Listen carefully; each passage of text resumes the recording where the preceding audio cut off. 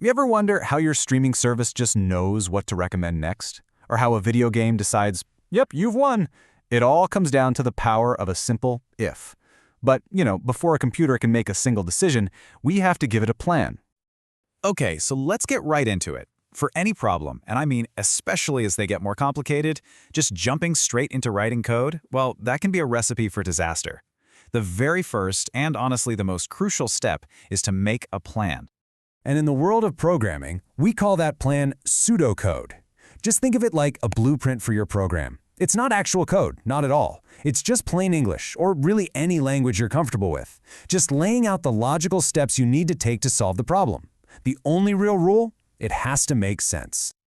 Now take a look at this. This is a perfect example of just how clear and simple this kind of plan can be. The pseudocode basically says, first, get a number from the user. Second, if that number can be divided by 2 with no remainder, then you tell the user it's even. Otherwise, you just say it's odd. See? Super simple, totally logical, and anyone can understand it. This is the core idea we're going to translate into Python. So how do we actually translate that human-friendly plan into something a computer can wrap its head around? Well, it all starts by teaching the computer how to ask really, really simple true or false questions. In programming, we call these questions conditions.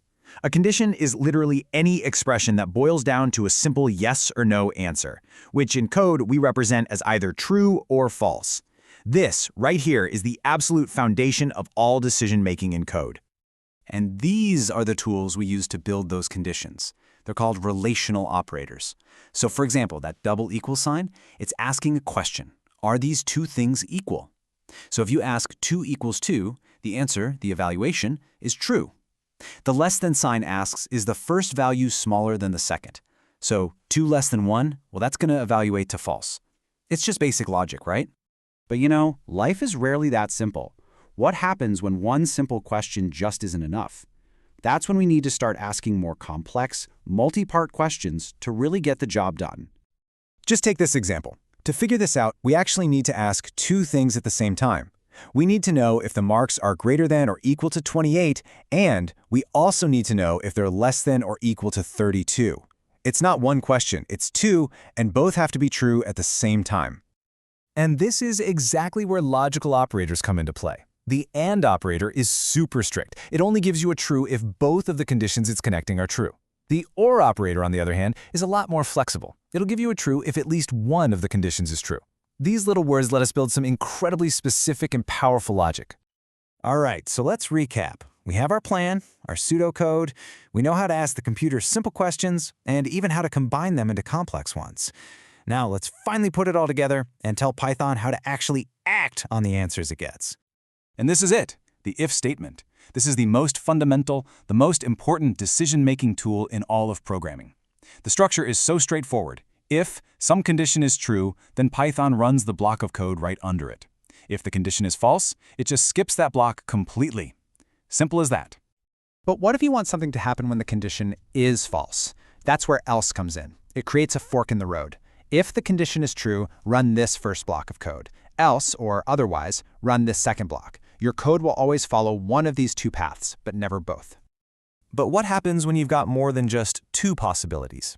For that, we use elif, which is literally just short for else if. Here's how it works. Python will check the first if condition. If it's false, it moves on to the first elif and checks that one.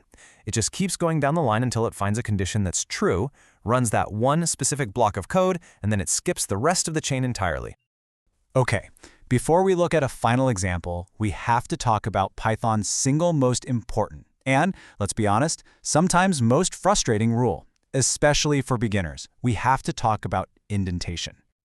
So here's the crucial thing you have to understand. In a lot of other languages, you use curly brackets or keywords to group code together, not in Python. In Python, you use whitespace. Those spaces at the beginning of a line, they are not optional. They're not just for making things look neat. They are part of the actual syntax. It's how you tell Python, hey, this line of code belongs to that if statement up there. And this slide just illustrates the point perfectly. Look at the left. With the correct indentation, the code runs, no problem at all.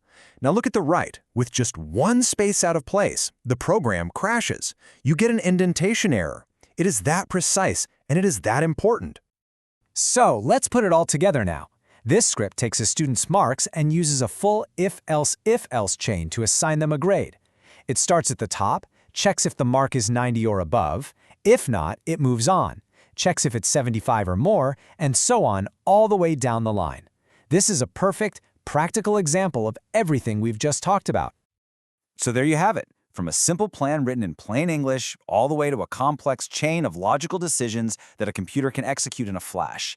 It really is all just a series of questions and answers. So the next time you're using your phone, just think about it. How many millions of tiny little decisions are happening under the hood, all being powered by a simple if?